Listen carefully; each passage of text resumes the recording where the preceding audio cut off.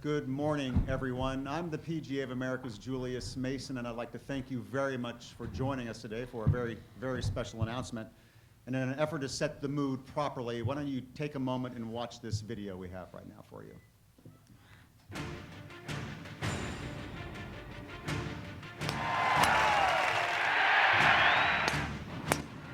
It's a good one. It's a great one.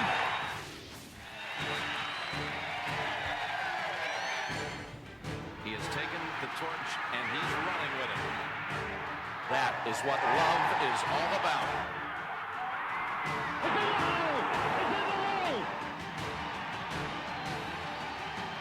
David Toms has won the PGA. Y-E-S.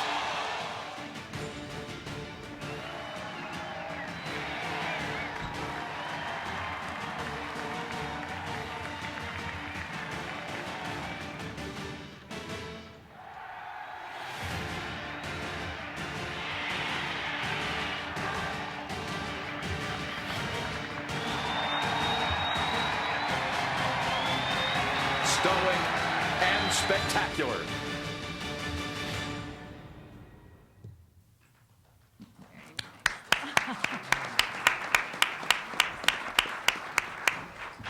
There are some guests in attendance that I'd like you to meet right now, beginning with Chad Newton, the president of the Carolinas PGA section. From Kiawah Island Golf Resort, the director of golf, Brian Gerard. From the Ocean Course, PGA head professional, Stephen Youngner. Superintendent, Jeff Stone. And from the town of Kiel Island, Mayor Charles LaPuma. And now it's my pleasure, ladies and gentlemen, to call upon the president of the PGA of America. From Malone, New York, please welcome Derek Sprague. Derek. Thank you, Julius. It is a pleasure to be here today at Kiel Island Resort to officially announce that the PGA Championship will return to the famed Ocean Course in 2021. We are very proud that this event is the only one of golf's 4 majors to be hosted in the state of South Carolina, and we are excited to come back to one of the game's great seaside venues. I want to extend my deep appreciation to Governor Nikki Haley for joining us here today for a wonderful and long-standing partnership between the Palmetto State and the PGA of America. I also want to recognize Kiel Island Resort's chairman, Bill Goodwin, as well as the resort's president and our 34th PGA president, Roger Warren. Thank you for your support in helping to stage a memorable 2012 PGA Championship and for your efforts to bring the event back in 2021. When the 103rd edition of this historic championship returns to Kiawah Island, it will mark 30 years since the world was introduced to this Pete Dye designed masterpiece. I was just a young golf professional at the time, and I was glued to the TV watching the 1991 Ryder Cup. It's one of those great American golf memories. It is my pleasure to welcome Mr. Dye here today and thank him for building such a magnificent golf course and for all of the unmatched contributions to the game of golf you have made. 2021 represents the second time the PGA Championship will be played on the Ocean Course. And we all remember Rory McIlroy's amazing record-setting 8-shot victory in 2012 to capture the coveted Wanamaker Trophy. Major championships are contested on the best golf courses around the world, many of which are located in remote areas that often help to define both their beauty and their distinction. The Ocean Course is no different. It's one of the finest golf destinations anywhere. Backed by more seaside holes than any other course in North America, it has proven to be a terrific test of the game's greatest players, many of whom tell us they love playing the Ocean Course. Equally important, the wonderful people of South Carolina love their golf and have always welcomed the PGA of America with open arms. This is evidenced by the fact that the 2012 PGA Championship generated an impressive $193 million economic impact for the state of South Carolina. We expect to build on that success in 2021 with the only all-professional major that features the strongest field in golf. The PGA of America is honored to once again host the PGA Championship in South Carolina and bring the game's best players back to the Ocean Course at Kiawah Island Resort. It promises to be another milestone in the enduring history of this great championship. Thank you. Thank you very much, Derek. It's now my pleasure, ladies and gentlemen, to call upon the governor of South Carolina, the Honorable Nikki Haley. Thank you, and it's a great day in South Carolina. Derek, thank you. We have always enjoyed our partnership with the PGA, and I will tell you that what makes this announcement so special is we're still floating from 2012. It was a fantastic tournament. The weather was great, the golfers were great, the tourism was great. South Carolina got $75 million worth of advertising just through that tournament alone. And you look at that and you realize that South Carolinians, we love our golf. We really do. Whether it is to close a deal, whether it's to establish a relationship, or whether it's for fun, that is what we do in South Carolina. And Kiawah Island is an exceptional place. It was recently named the #1 island in the country, the #2 island in the world, and we are proud to share it with everybody across the country that plans on visiting this PGA tournament in 2021. This is a partnership we value. This is one that we are very excited about. We have 370 public golf courses in South Carolina, but the Ocean Course is exceptional. And so we look forward to the partnership, we look forward to the fun, and we look forward to all of the great relationships we establish along the way. Thank you, Derek, and thanks to everyone at the PGA.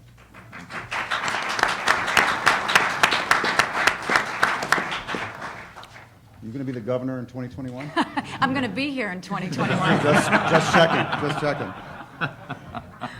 It's my pleasure now, ladies and gentlemen, to call upon the chairman of the board of Kiel Island Golf Resort, Bill Goodwin.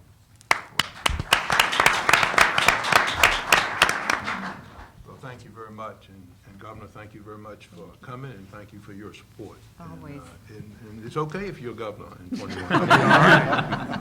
And Derek, I appreciate you coming down, and thank you very much for your announcement. I would like to make a couple of comments. The PGA of America has always had a little soft spot for me, primarily because I respect it, but more importantly, to me, it represents all the golf professionals, and I don't know how many there are, but I'm sure there are thousands. 28,000. 28,000. So it's a lot of people you represent, and you represent the heart of golf. Thank you. And in fact, I was talking to someone today about he wanted to take up the game, and my suggestion was to go find a PGA professional and take some lessons, and that's the best way to start in golf. Absolutely. So thank you. And I have to recognize Kerry here. I think this is either the third or fourth tournament that we would have worked on, and he is really, for those of you who don't know, he really is sort of the guy. I mean, he comes down here. He'll start probably in about a year, and he'll come down. We'll meet him, and he'll want to change this and change that. Then Pete will maybe not agree, and then you do this, and then you do that. And I've been through it 2 or 3 times, but they've never let me make the decision. So maybe this time around I'll have a little bit to do with what the decision of the course is. At the risk of dragging out, I want to tell a little story on my buddy Pete Dye here, and I thought about whether it was appropriate here. But I think there are a lot of legends about Pete. Some of them are true and some of them aren't. But this one is sort of a little bit of an addition, and it really is true, by the way. Although I do admit at my age I embellish stories, and sometimes my memory is not as great as it should be, but I'm convinced that my stories are correct. This particular story starts with the ACC tournament, and I was on the board of visitors of Virginia at the time, and a long story I'll make short, but Virginia Tech sort of squeezed in on one of the expansions of the ACC conference at some people who not think that was a great idea.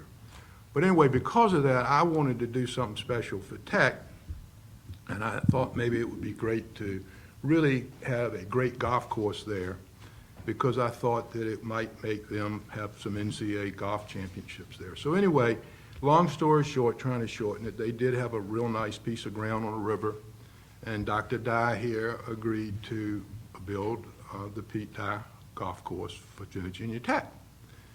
And as you know, you have to get plans together in a county to build this, and there are budgets that are about 3 pages long, very detailed.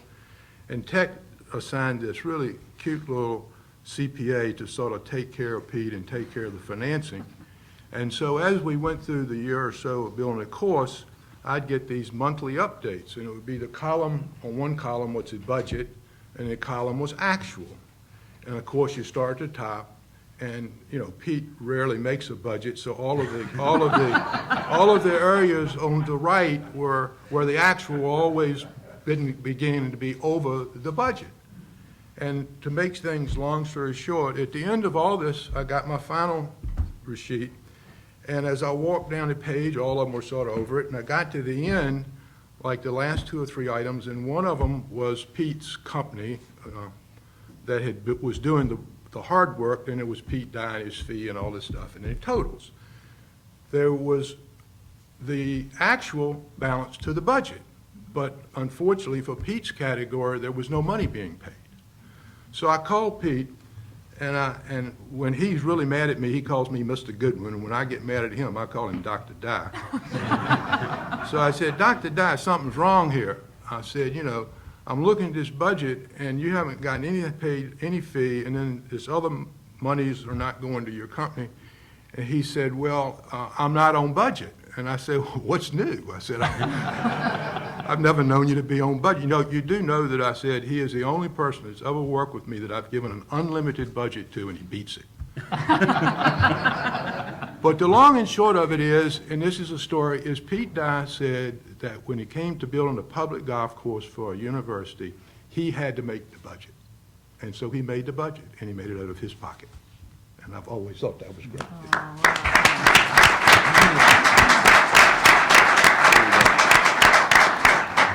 So thank all of you for coming, and again, we're going to have one heck of a tournament. Thank you. Thank you very much, Bill. And now, ladies and gentlemen, please welcome the president of Kiawah Island Golf Resort and a past president of the PGA of America, Mr. Roger Warren. Thank you.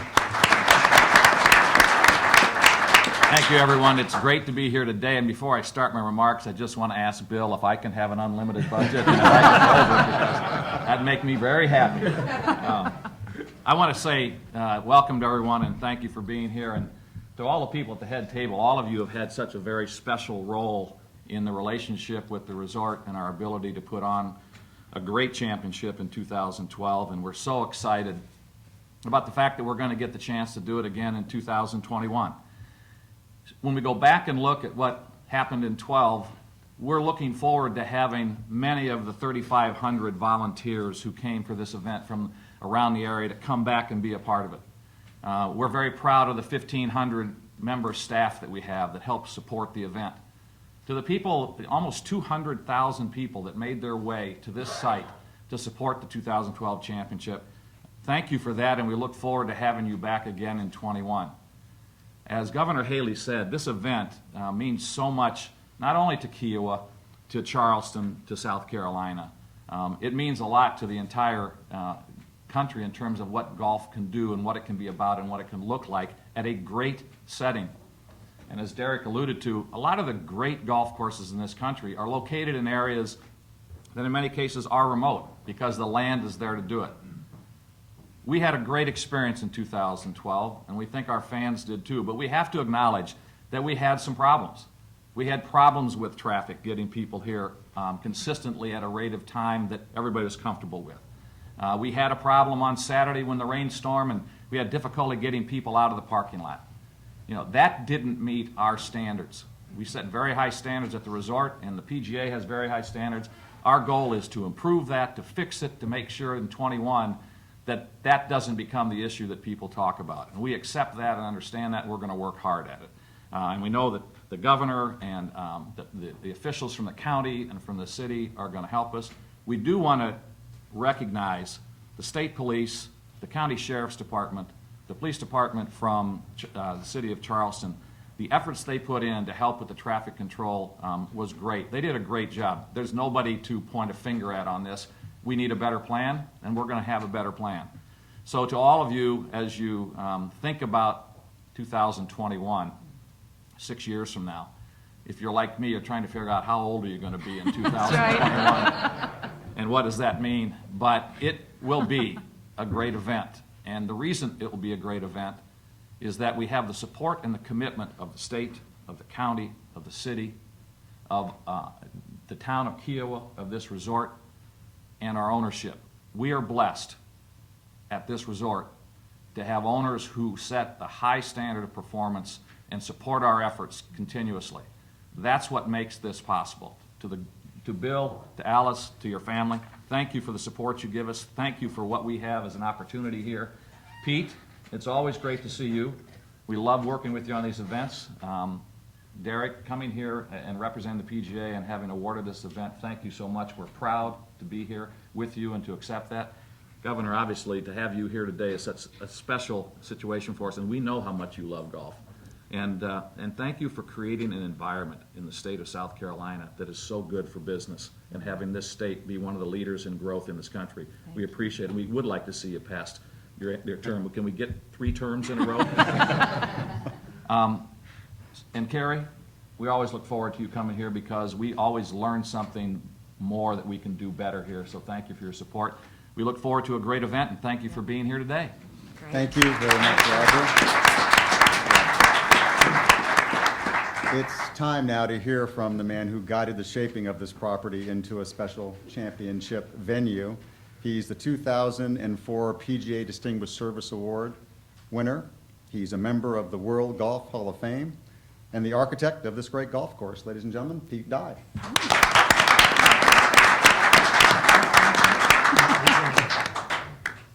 I've had a nice time here. With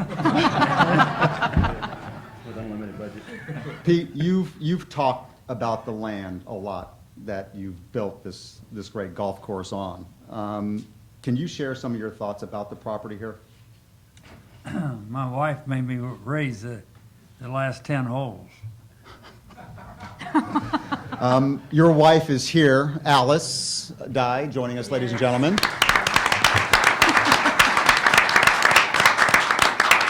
Alice is also the 2004 PGA of America's First Lady of Golf. We'll talk about that a little bit, Pete. She convinced you to raise. You didn't want to? No question. Can you expand on that? She insisted on it, so there was no question. Okay, we know who the boss is in the family, I guess. You see the ocean from the 10, 11, 12, 13, all the way down. Can you talk a little bit about the grass here at the ocean course? Rather unique, right? Well, it changed considerably, and we'll probably change it again.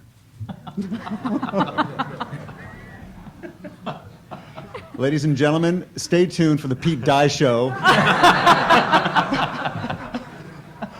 over the next 6 years. Pete, stay with us. I think we're going to have some questions and answers from the media after the news conference is over. But thank you very much for being here. And now, ladies and gentlemen, before we go to question and answer, let's meet the guy, as Bill Goodwin refers to him. He is somebody that has been to every PGA of America championship that has been held here at the Ocean Course. He is the PGA of America's Chief Championships Officer from Palm Beach Gardens, Florida, Kerry Haig.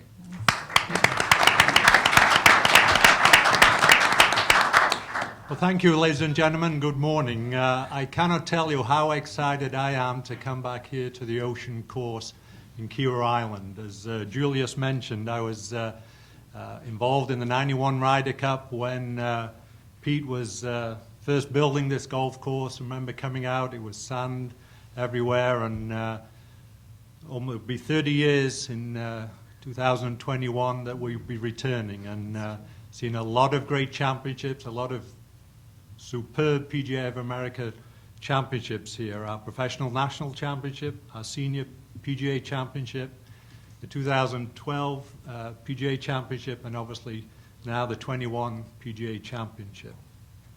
And it's the golf course is the main reason why we are here. It is truly a spectacular golf course. And Pete Dye has done a lot of spectacular golf courses, but I think this is without doubt one of the very best that he has ever built. And in 2012, it played beautifully. We had a couple of fairly calm days. When the wind blows, as any of you who have played here know, this golf course is as tough a golf course as you can find. And we had one day with reasonable winds, and it certainly proved a test. But the great thing about it that we love for our PGA Championship, it was a fair test. It was an honest test. And yeah, some players weren't happy when you don't score as well as you want to, but boy, what a great test of golf it is. And obviously, looking out here today, it is so beautiful, spectacular. The television, the views around the world of this golf course are second to none.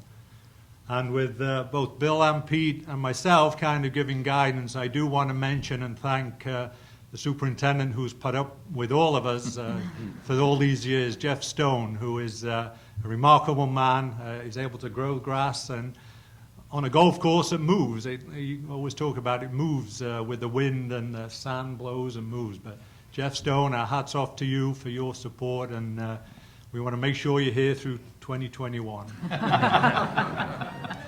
And finally, Pete, we're honored and proud of everything you've done, certainly here, but we have two other venues that we're playing of Pete's this year, our PGA Championships. But more importantly, we look forward to 2021. It will be 30 years since this was just sand, and it's been 30 great years, a great partnership with the Kiawah, with the state. Mr. Goodwin, thank you for everything that you've done, and I cannot wait to get back here because this is golf at its very, very best, and we look forward to the 103rd PGA Championship.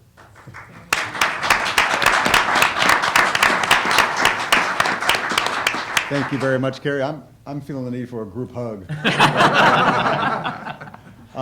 Ladies and gentlemen, if you have a question, please raise your hand. We'll get you a wireless microphone so everybody in the room can hear the question as well.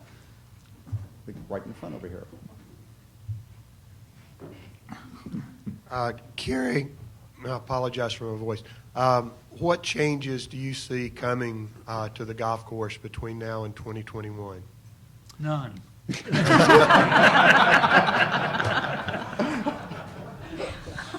As I said, Pete and Mr. Goodwin don't see any. I think the great thing about the course, it is a beautiful golf course. It does not need to be changed. You know, the only thing we will look at probably is the fairway widths and how we play those and the length of the rough. But the quality, the golf, the grass that we have on the greens, the past palm, is Jeff has assured me he's figured it out perfectly, despite the weather. So we're extremely happy. This is why we're here. It is a great golf course today, and we don't anticipate any changes. Yes. You Ron- see, that's the only thing I've said right. Roger, you acknowledged the problems with moving people in and out from 3 years ago.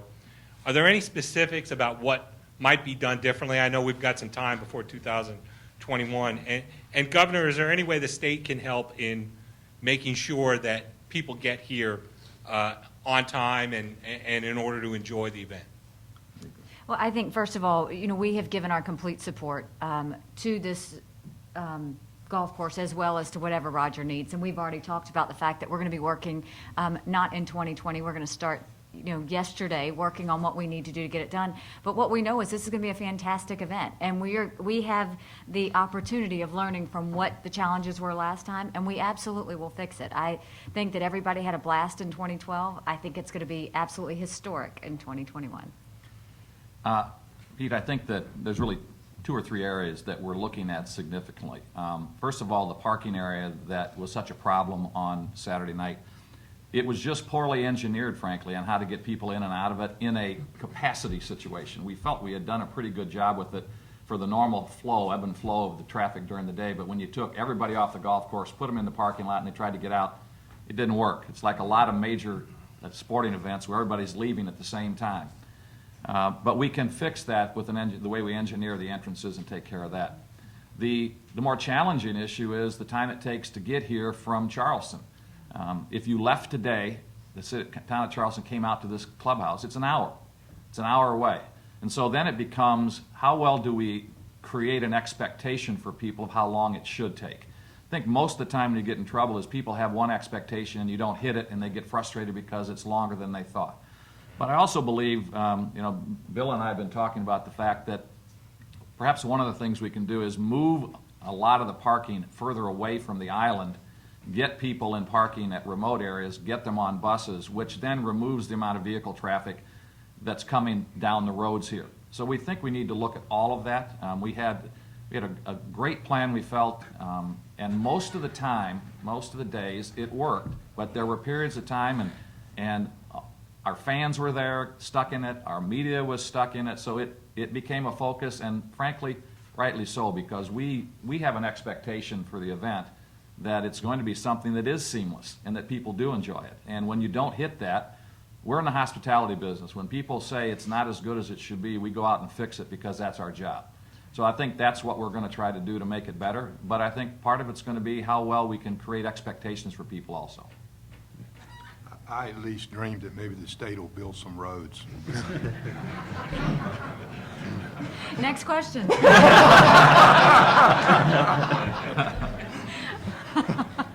In that same vein, do you expect more accommodations to be on or near the island by 2021? Well, I think that even since 2012, if you know that there's a new 100-room hotel that's already been built at Freshfields that's there.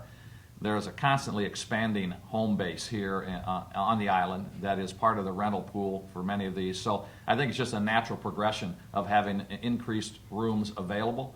And what we found in the last event is that there were places to stay on the island that didn't get rented, that we need to do a better job, too, of letting people know that there's availability here. Because I think it's fair to say, without any contradiction, that the people who were on the island had a great experience because the traffic on the island is very simple. We had buses for all the people. There weren't any cars coming off from in the island to the golf course, and it worked very well. So I think that that's part of the plan, too, is to improve that.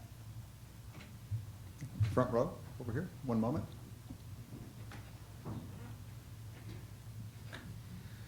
The number of tickets you guys distributed in 2012, generally a little less than the average PGA Championship on a yearly basis. You expect about the same amount, or maybe bump that up, take that down? What are initial thoughts on that? Kerry? Yeah, I could answer that. I think,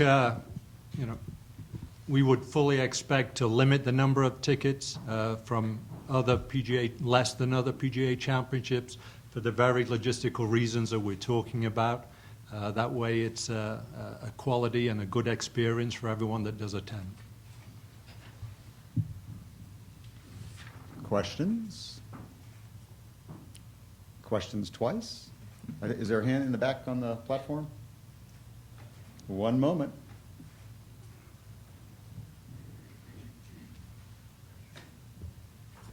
I guess for Kerry, what kind of response did you get from the players in 2012? Were there things that they wanted changed, things that they didn't approve of out there, or was it a resounding, let's keep the course as it is? I think generally the feedback was very positive. Obviously, as any PGA Championship, those players that play well tend to feel a lot better about a golf course than those that don't play quite so well. But I think it was a great fair test for the best players in the world. And as you know, we have the very strongest field in championship golf that will be here, that were here in 12 and will be here again in 21. So our aim is to provide a stern test, but a fun test and an exciting test. And that's what I think it was in 2012. And the feedback generally was very positive that it was such a great test. So we're looking forward to it. Were the scores where you expected them to be, higher, lower, kind of going into it? The scores really, to our frame of mind, don't really matter. I think it's that the golf course is set up fairly, that the players enjoy it, and if you play well, then you score what you do score. And obviously, so much is dependent on the wind and how strong the wind is or how soft the greens are. So the score does not matter, and so long as it's a good, fair test that the players enjoy. Governor, you said earlier that that you were working on the roads issue. I know the Senate is having a tough time passing a roads bill. I know that's one of your priorities. How optimistic are you that the Senate's going to be able to make progress with roads in general in South Carolina, not to mention roads to Kiawah Island? I think we've got a nice problem, which is the fact that we have lots of manufacturing coming in. We've got 35% increase in tourism. We're named the second state in the country that people are moving to. So the problem is we've got a lot of population coming in. What we do want to do is always be conscious of safety and conscious of economic development. So roads are a priority. It's just how do we get there? And so I think we've had a plan that we encourage the legislature to take on. The legislature is now working on it. We're in compromises and talks. I think that everybody realizes that we need to work on the roads. And I think certainly when you have tournaments like this, you want to support them. You want to take care of them. But we also need to make sure we do it right. So we're trying to come up with a smart approach, a pro-business approach, but also make sure that we're taking care of the taxpayers of South Carolina. So I do think that we're going to get some road programs set up, and I do think it's going to happen fairly soon. Thank you. Questions? Up over here.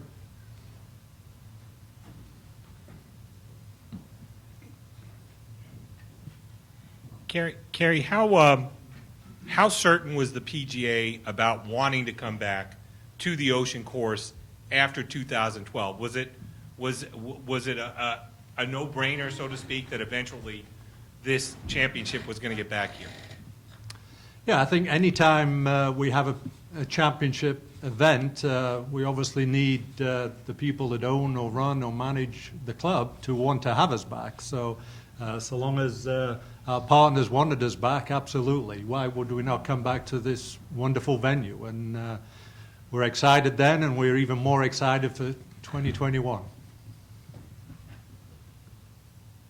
It's okay with me. Pete died.